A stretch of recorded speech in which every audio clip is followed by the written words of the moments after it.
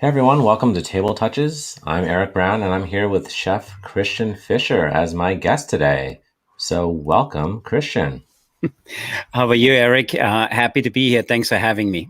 Yeah, no, I'm doing great. It's a nice day out here finally. So we got through the heat wave and then the monsoon, and now it seems to be a regular day. Yeah, It's looking like a good day out. yeah. I'm located in Connecticut. Listen, we have the same weather you do. So, So Christian and I are working together on a project, the Business Growth Academy, and Christian's Mhm. also a co-founder of the Culinary Executive Mastermind. But I'll let you introduce yourself and just talk about other projects you're working on, sort of where you come from, Mhm. your history, because it's lengthy, so you got a lot of experience and a lot to share with people. I think that would be watching. Yeah. Again, my name is Christian Fischer, and as you can tell on my accent, I'm not from the beautiful state of Connecticut. So I'm native Austrian. I was born and raised in a small town in Austria outside of Innsbruck. Spent most of my time on the eastern side of Austria. My parents had a hotel for almost 60 years, and I grew up in the hotel industry. And after school, I came home. I had to work. I called it slavery. My dad called it discipline. So I've been in the food industry really all my life. And as I was 12, I moved out from home because that's when we finished school in Austria. And I started a 6-year culinary apprenticeship, which eventually turned out to be 7 years. I had my first restaurant at the age of 19. I had six by the time I was 23. Then a company named Nestle came to me and said, "Hey, we want to buy your restaurant concept and make it part of the restaurants for Stouffer hotels." And first I said no. 6 months later, I said yes, and then worked with them for 18 years. They offered me a job for 20, and been here in the U.S. Had the opportunity to work in 17 other countries. And over the last few years, I had the opportunity to work for some of the biggest food service companies in the world. Was the VP of culinary innovation for almost 12 years for one of them. And then I finished out my career with them being the chief culinary officer for a $3 billion organization. So I've been around, for a long time and had the opportunity to do a lot of things. So currently, I own a few different businesses. I have a coaching and consulting company where we help chefs to find a second career. We call it You Are Made to Be Great.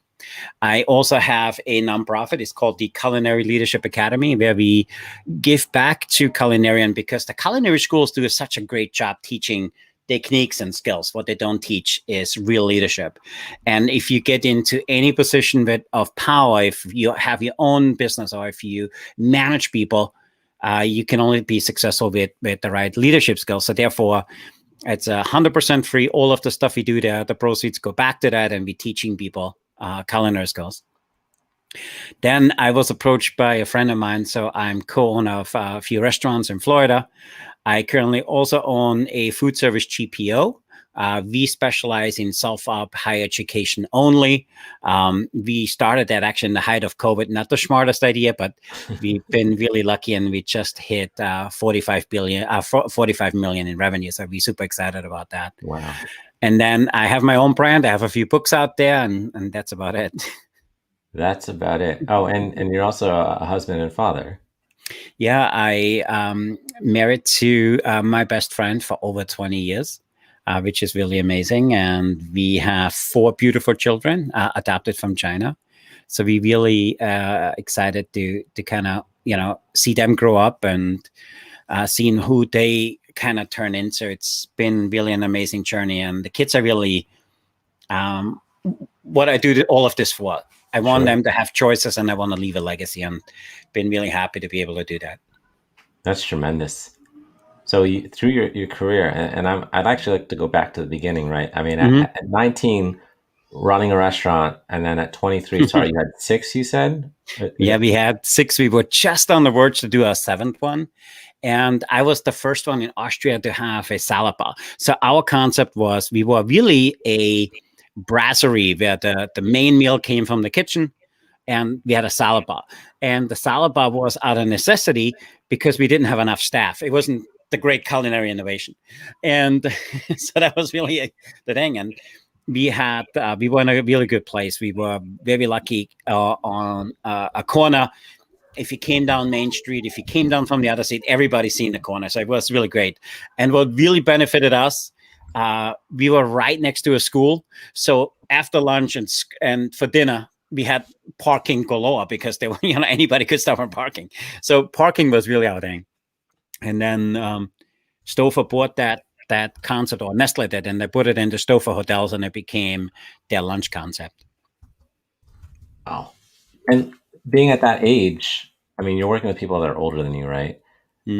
There's got to be something in there in terms of your mindset saying, look, I've been trained to do this. I know I can do this. And not only expand from, like, you expand from one location to multiple locations. How do you get into that, as knowing, like, hey, everything falls on your shoulders, and yet, at a younger age, like, you still have a lot to learn. So there's got to be some humility. There's a whole life lesson right there that you probably could share. Yeah, I appreciate it. For me, it was one of those things.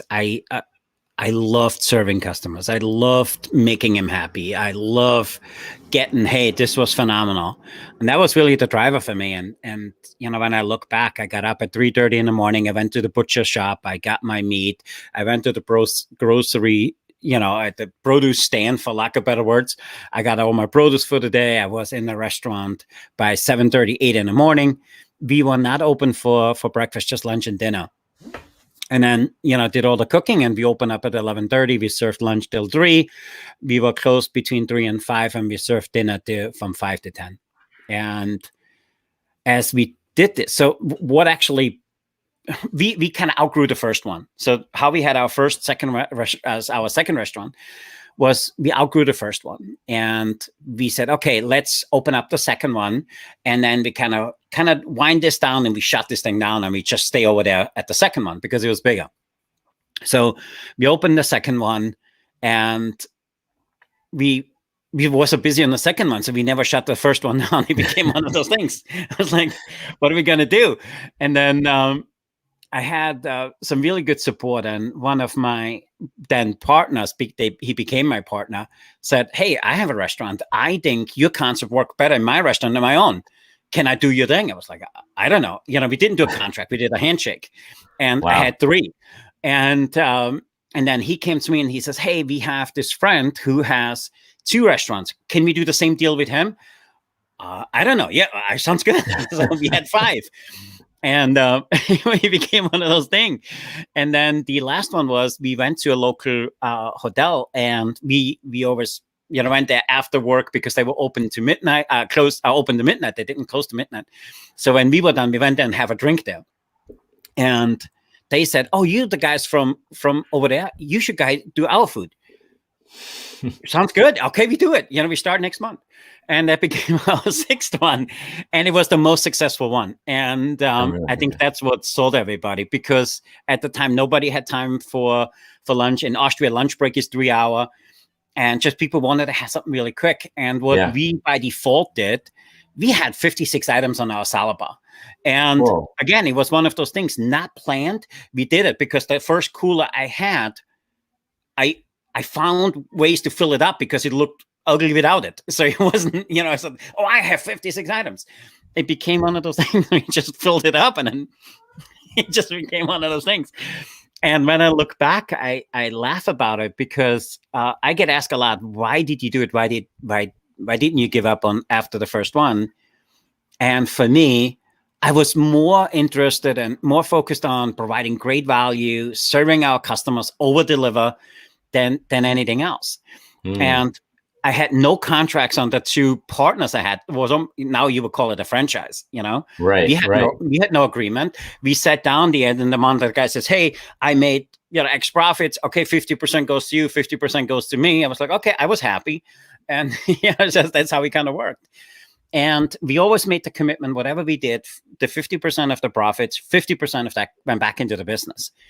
And it always looked great. We always invested into it. People always seen us expanding and doing more. And I think that became one of our things where people said, hey, it's not the same old. You guys are always doing something new. We actually didn't do anything new. We just renovated and did other stuff. So it became one of those things. And for me, that became a life lesson, because during the first and second restaurant, I was in a car accident, and I think I Right. told you the story. Yeah. And I was out for 18 months. I was in a hospital for 14 months. And the hardest thing for me was that I was told by the doctors, you need to find a way to shut down your restaurant because this business is over for you. And I don't know what within me said, hey, I gotta prove him wrong.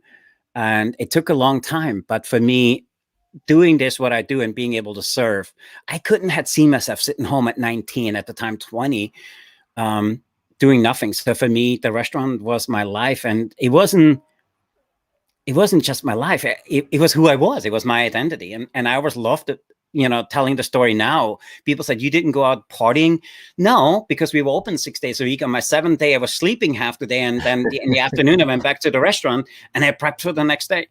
And, it was, listen, when I think back, it was probably not the smartest move from a personal life. But I really enjoyed it. And it gave me the foundation of the career I'm in today, and I absolutely love it.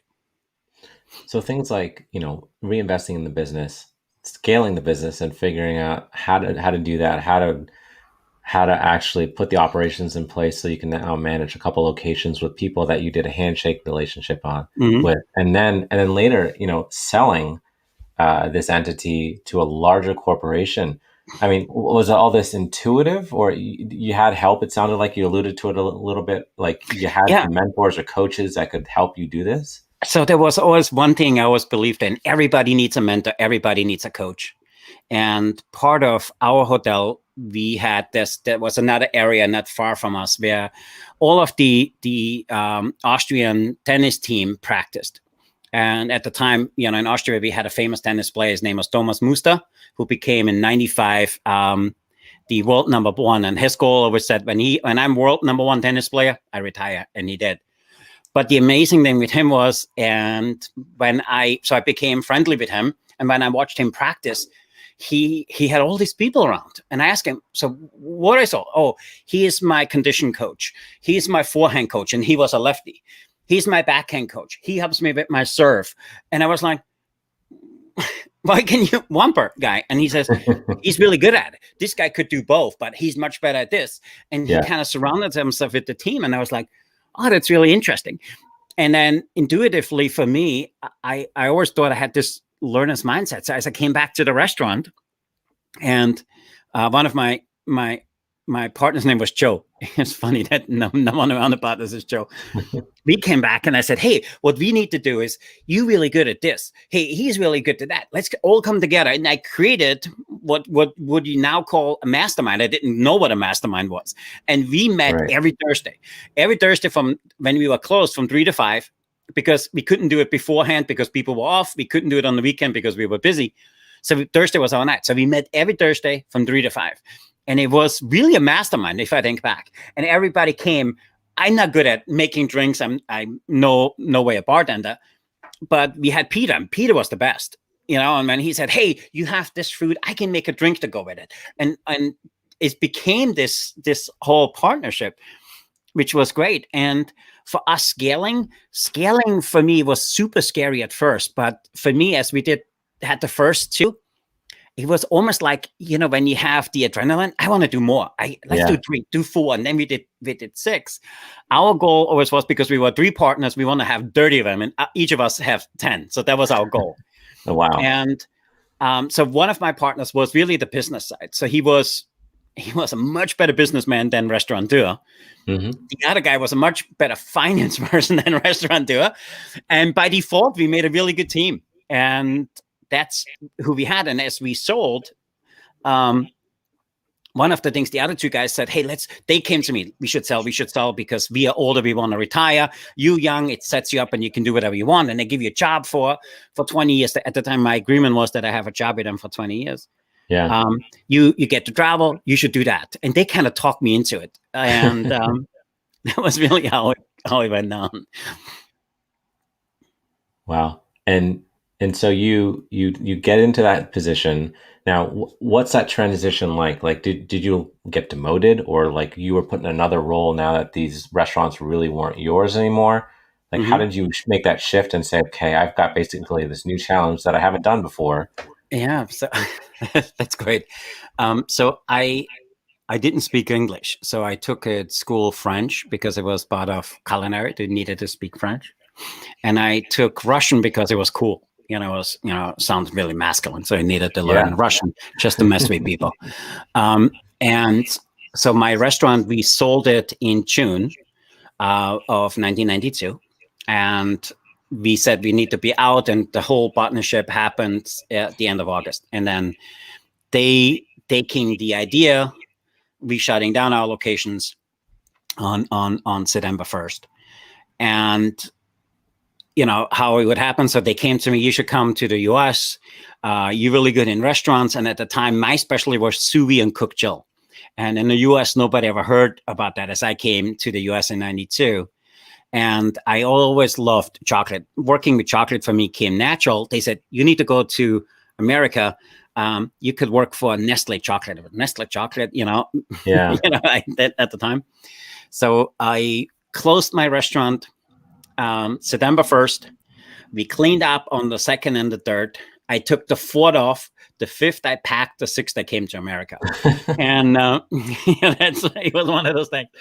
And I landed in New York City, and this guy, which was supposed to pick me up, was late, and I didn't even know how to call him, and I couldn't ask anybody how to call him. I went back into the airport, and I came with Austrian Airlines. I was like, you guys need to help me because they spoke German.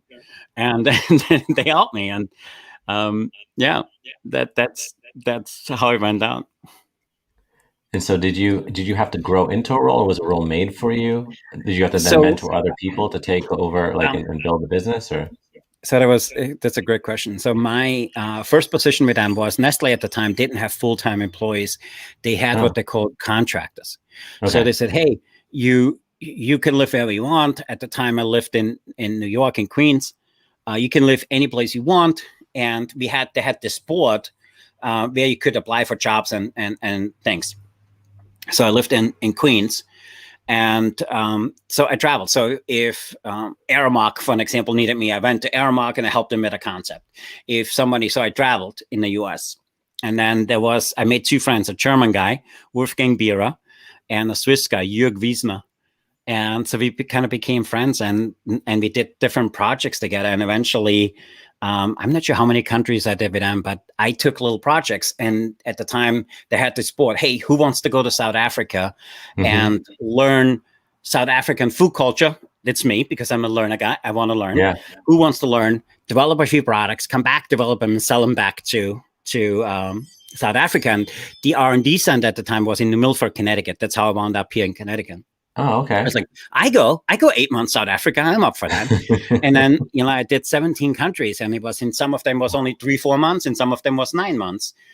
And just immersing yourself in the culture, learning all of that. So that was so cool. But I was so used to go. So I was like, I open up a restaurant. So I was in Woodbury, Connecticut. So I had really a full-time job where I traveled 100 days a year. I was like, I open up a restaurant.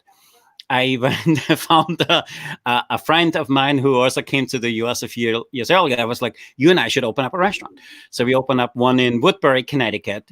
And he said, I hate the snow. I want to go to Florida. So we opened up a second one in Florida. He was in Florida. I was in Woodbury. I ran a restaurant and still did all this stuff with Nestle on the side. And then Nestle said, you need to stop that. So, but I did this from 92 to 98. And so, I did that. And then in 2005, Nestle said, we're closing the R&D center in New Milford, Connecticut. You can go to Brazil. It was Switzerland, and there was one other country. And at the time, I met my now wife, and I said, hey, honey, we have the opportunity to go to Austria, all of these places. She said, no. So I had to find a job.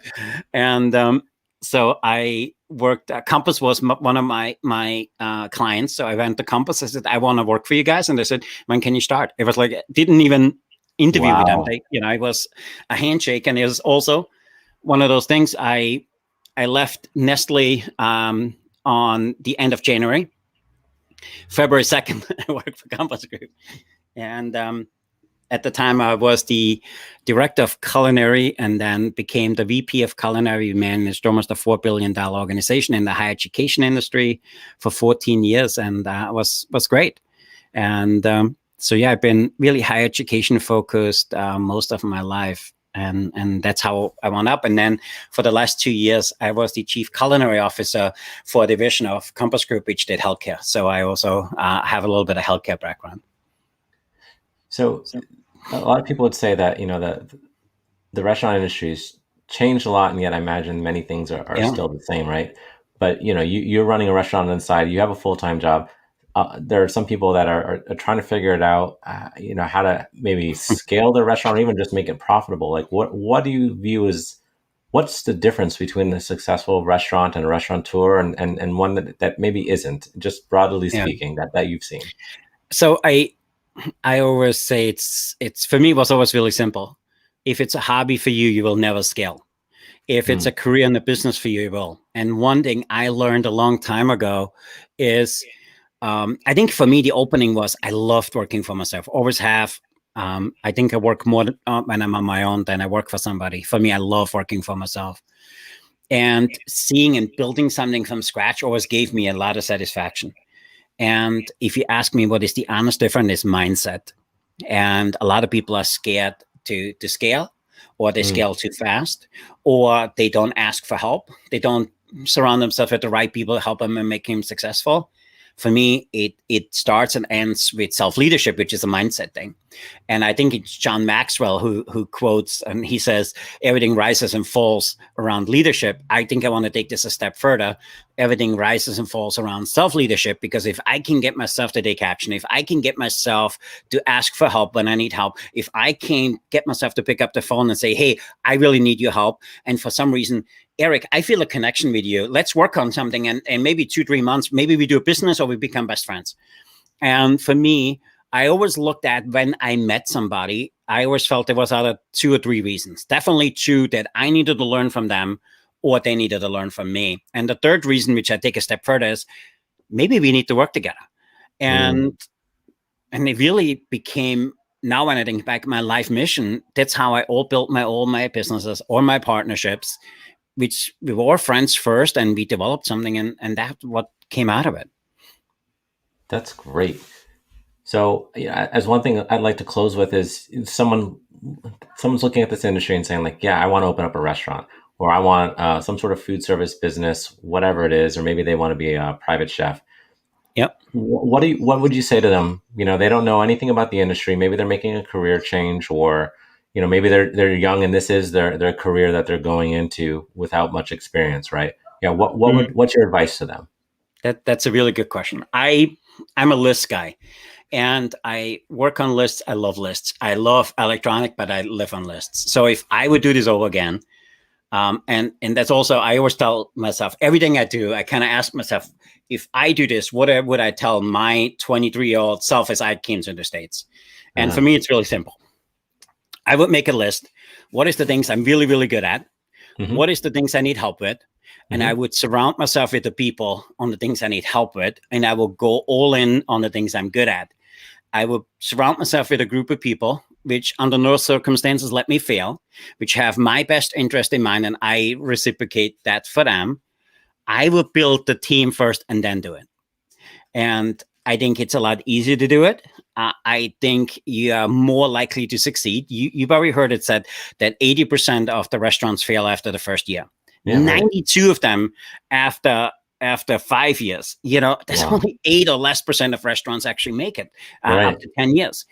And I honestly believe is the people which get into the restaurant business, creating a job for them, they don't create a business. Right. So for you, it's really stepping back and say, how can I build a business out of that, which can run without me being there? A customer should not know that I'm not there today. How can I build that with the right team and with the right support? And then you can scale. You can scale if you're the guy in charge making the soup. You can scale if you're the guy opening up and closing every day. You will not have the bandwidth to do it. And you can only do it with the right people around you. with the right mindset, because you need people which think like you. Because if you hang out with 5 negative people, there's a very good chance you're the sixth one. If you hang out with 5 positive people, there's a very good chance you get to the next level. And that's how you need to tackle it. I think people overcomplicating it. It's a fun industry. It's an amazing industry. There's very few industries where you can create something phenomenal. Some says that was just the best thing I ever had. And it's also the easiest business in a way. If somebody says, hey, my coffee is cold, I'm sorry, I make you a new one. And it's, instant satisfaction. It's really easy to cook. I always use my brother as an example. He builds homes, takes him 6, 8, 10 months, and sometimes a few years. If somebody comes back and says, this bathroom sucks, it's too small, there's really nothing you can do. It is what it is. And that's with the food industry, it's instant satisfaction. You can make a customer, if they upset, you can win them back over. And if you come from a place of service and say, hey, no matter what, it doesn't matter what food I do, what it looks like, I service the hell out of my customer, you will always succeed. That's fantastic. Well, I appreciate you sharing all this with me and with everyone watching. And I appreciate your time. So it was good to connect and good to talk again. Same here. I'm happy to be here. If anybody else wants to have more information, please link my information, DM me. I'm more than happy to help and hopefully provide some insight. And hopefully you got some value out of this listening, and maybe it sparked something in you. I'm sure it did. I'm sure it sparked a lot of things. So thanks again, and I'll talk to you soon. Awesome. Thank you. Bye, everyone.